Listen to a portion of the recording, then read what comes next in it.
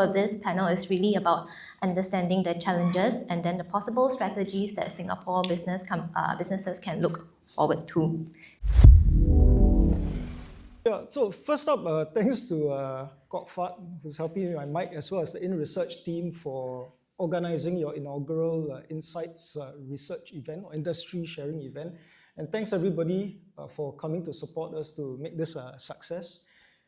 I think there are two ways to look at profit, right, for all entrepreneurs. One is to better manage costs, and a not so intuitive answer is how to grow revenues, which is what I'm more interested in as an entrepreneur. I like to say that revenue covers a multitude of sins, because when I was an engineer and we were trying to figure out which guy was more important, and we realized that operational excellence has its limits. You can't focus on cost-cutting if your revenue is zero, right? You can't cut from zero.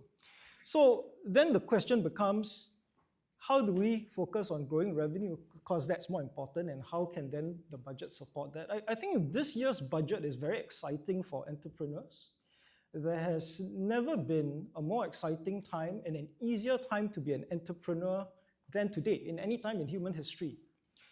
The three grants that the government has given, which are very good for entrepreneurs, one is extension of business grants, right? So they still think that business is important.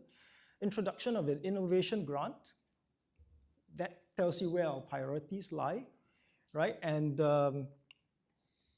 increase in tax rates for MNCs because of the onset of BEPS 2.0 OECD to a minimum of 15%, right? So from a very strategic narrative point of view, there's never been a better time to be an entrepreneur.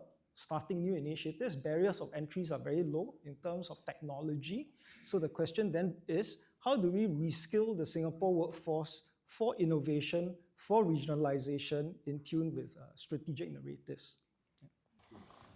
I'd like to take a slightly more contrarian approach and ask us not to be too focused on tools and too focused on factors of production alone, right? Because at the end of the day, if the crowd sitting here, the mandate that your shareholder, your stakeholder has given you, you've only got one or two mandates, right? It's either called a for-profit mandate or not for-profit mandate, right? Whether you're in government or private sector. If you have a for-profit mandate, then the question is, how can you deliver it using the right tools and using the right factors of production?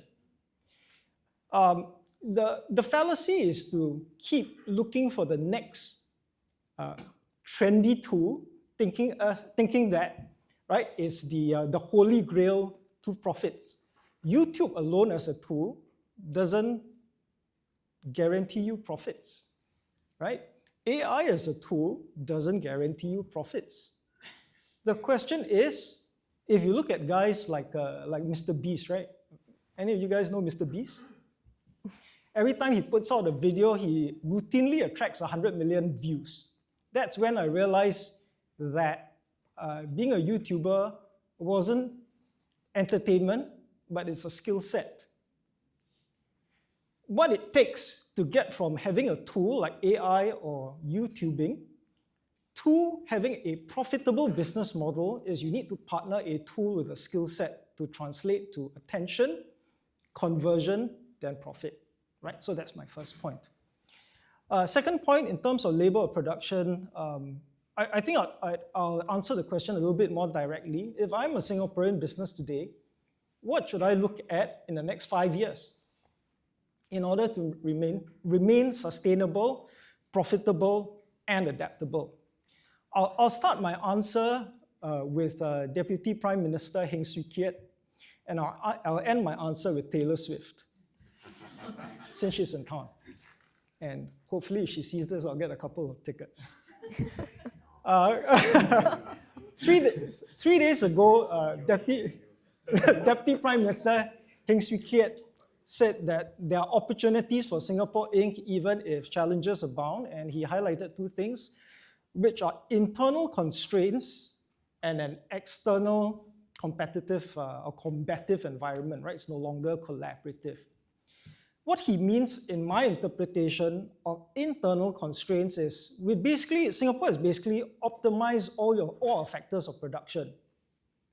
rental is high, labor is high, fixed overhead is high, right? So without belaboring it, where should we look at in terms of the next stage of growth?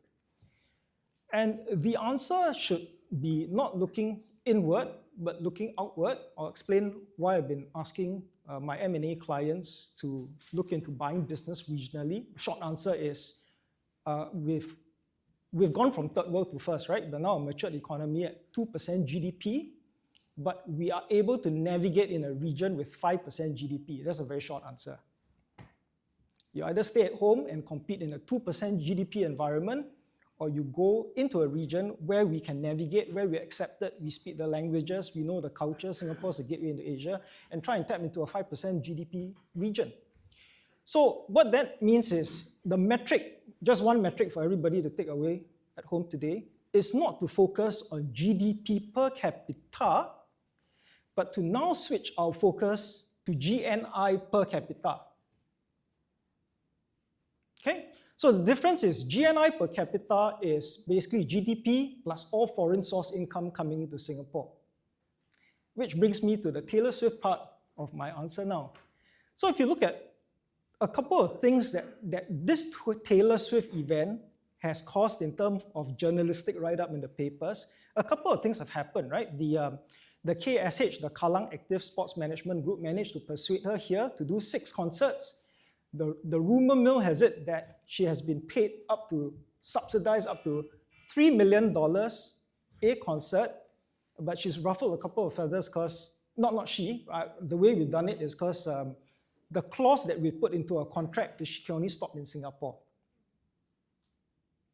So can you see this GNI concept now coming in? She's sold 30,000 tickets, or was it 300,000? People attending the concert in Singapore. There are a lot of knock-on economic effects in hoteling, in airfare, in local spend. But what is more important than the people flying in to attend a concert is her distribution. She has 500 million followers, social media followers. All of a sudden, everybody flying into Singapore now sees this as a very, very cool place, and it is, going forward, the must-stop place to hold your concert in Southeast Asia if you want to be a successful artist, right? So for all of us here in Singapore, where the government's giving grants not only to encourage innovation, but to encourage internationalization, I'd like us all to start thinking at a company level, but at a company level, what's the right metric to use, right? At a country level, we can use GNI per capita, but my argument is that at the company level, we should start taking a look at revenue per head count.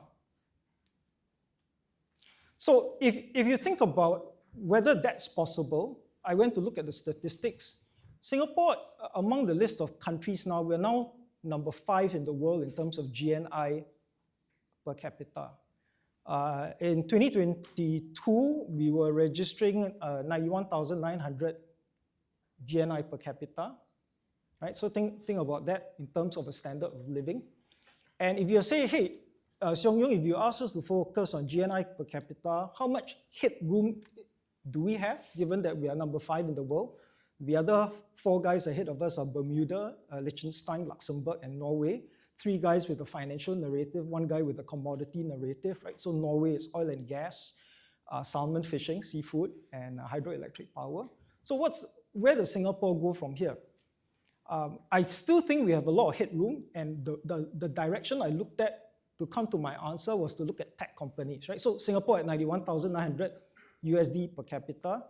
Tech companies, guess who's the most profitable tech company in the world in terms of revenue per employee?